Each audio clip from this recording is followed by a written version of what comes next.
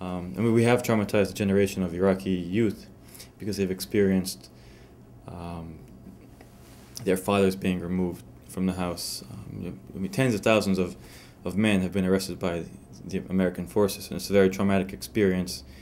Middle of the night, people break into your house, drag all the men out.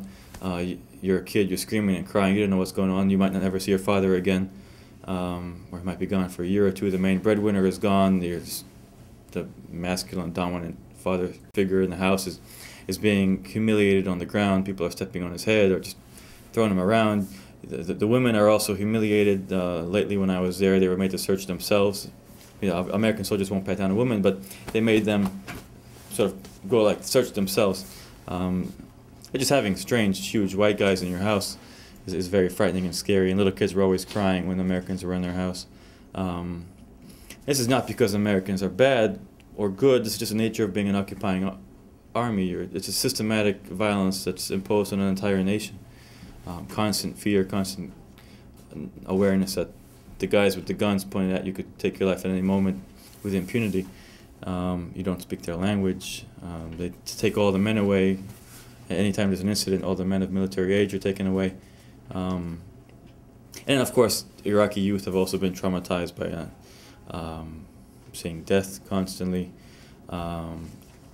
Kids who might have been friends before and now friendships are ruined because of sectarianism. You can't go to school. Schools are bombed. Schools are taken over by militias or even by the U.S. military at times. They've grown accustomed to war, to death, to explosions, and rearranging their lives around those possibilities, and just not going to school at all, especially young girls, kept at home. The streets are too dangerous. Kidnapping is so rampant that any family with any money would have its kid taken away, at least temporarily, for ransom. But often, even when you pay the ransom, all you get is a head of the kid back. It's an entire country that's been really traumatized.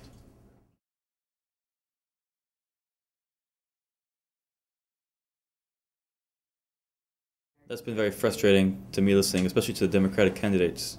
And then ideologues who supported the war, like Thomas Friedman, taking that position. Recently, Hillary Clinton said that we gave the Iraqis the precious gift of freedom, and they have to step up, something to that effect. And it's just a huge insult, because in April 2003, I and other journalists saw Iraqis demonstrating for elections, for sovereignty, for their own leadership, for an end to the occupation, and we denied them that. And we imposed a series of dictators on them: Garner, Bremer, Alawi. So we denied them the precious gift of freedom. Just because you remove Saddam doesn't mean you gave them freedom.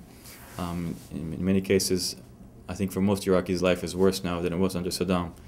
And there's freedom in the sense that it's a free-for-all, and there's anarchy and chaos. So it's a Mad Max world kind of freedom. But they have taken to blaming the Iraqi authorities. We deliberately engineered the Prime Minister's position to be a very weak one. And then we blame Maliki for being weak and ineffectual. We pushed for him to take that role. I mean, we got rid of Prime Minister Jafari, put in Maliki, a guy who had no militia of his own, no power base of his own, and then we're surprised that he's weak and ineffectual. We also allowed for the entire state infrastructure to be looted and destroyed, and the entire state bureaucracy to be fired or killed or purged or sent to Syria. And then we're surprised that the government barely functions. When these guys have no experience doing anything, and they're basically creating a state from scratch, or at least institutions from scratch, and they've only had those institutions for a couple of years. So they're actually not doing that badly, given the many challenges that they face. Leaving aside the fact that the government is controlled by sectarian Shia militias who want to kill the Sunnis. They've been quite good at that. I mean, they are effective in some things.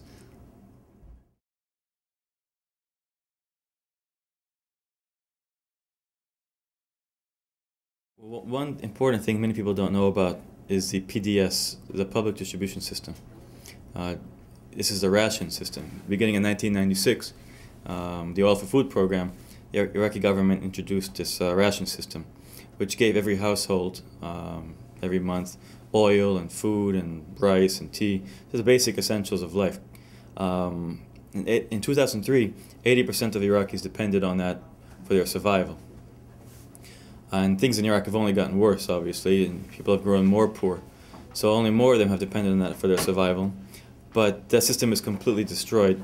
In the best case, people now get 50% of what they used to get. In many cases, they get nothing at all because of security reasons or because of sectarianism. Why would we want to give these Sunnis any rations anyway? And then if you're an IDP, if you're a displaced Iraqi, you can't move your PDS card, which is registered to your family in your neighborhood. You can't move that to your new location, which means that the millions of displaced Iraqis who are more than ever dependent on the government rations aren't able to even get them. Now they're not allowed to move for political reasons. People don't want to sort of make those transfers permanent.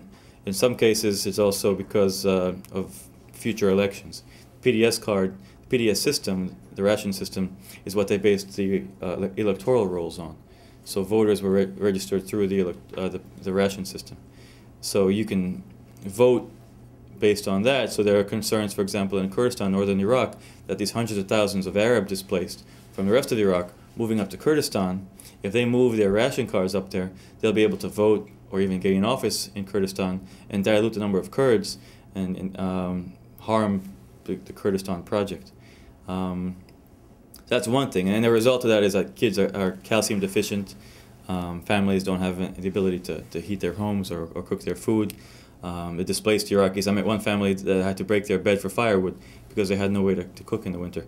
And displaced Iraqis live in just absolutely horrific conditions in makeshift homes, shacks that water leaks when it rains, no electricity. In fact, much of Baghdad has no electricity, and I went to neighborhoods where they hadn't had electricity for over a year.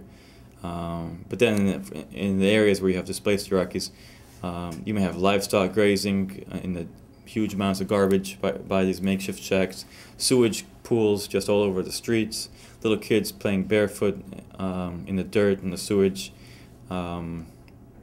just really very poor health conditions. Families who might have been middle class in a late stage of their life suddenly wiped out completely with no hope of ever regaining the life that they once had. Each family's been touched by murders and kidnappings and beheadings. It's really a traumatized society.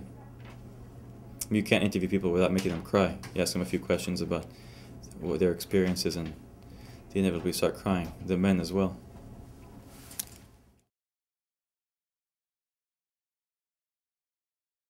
Probably leave it at that, because I don't think that there's anything that they can do. Doesn't really matter. They're going to stay for years. Yeah, it's not going to end. And there's no way to take back the troops. I think it's naive to think that even Obama, if he were to take office, would be able to reduce the number significantly. Maybe a little bit by cutting out the supply line from Kuwait and moving things directly into Iraq. So you take out maybe 30,000 soldiers, but we're going to have huge numbers of soldiers there for many years to come.